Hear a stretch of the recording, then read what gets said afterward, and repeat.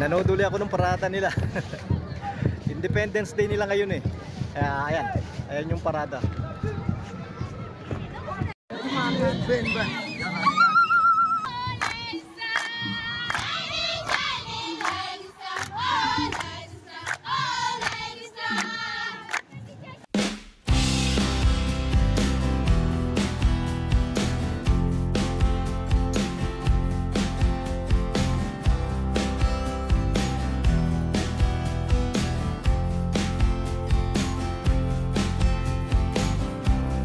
Magandang araw mga kabayan.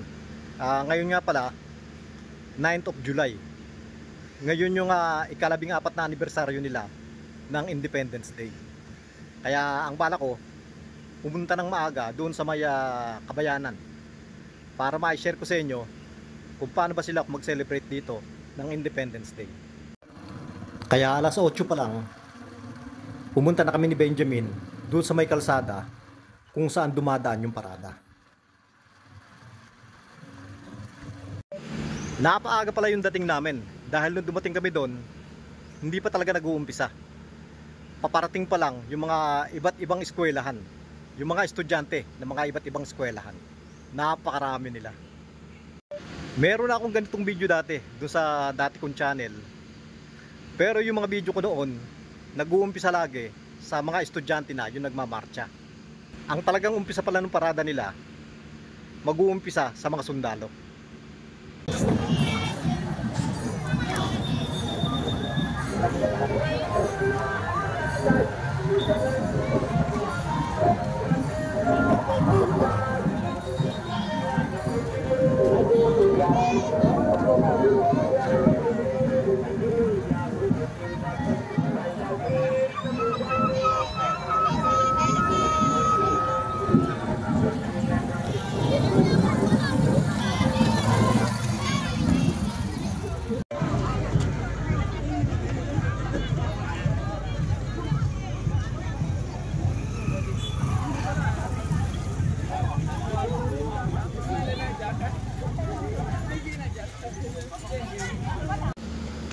Matatangkad talaga yung mga tao dito.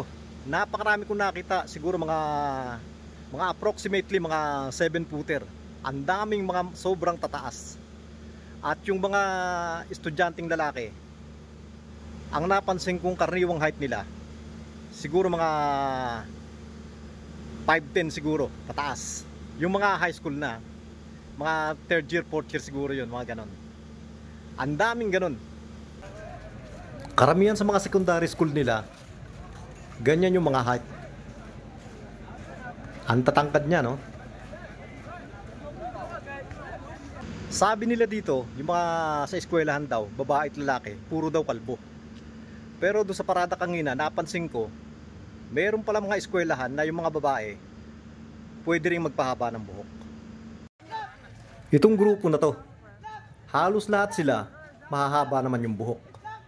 Kaya hindi naman pala lahat ng eskwelahan ganun. Ito pa po yung mga ibang video doon sa parada nila kanina.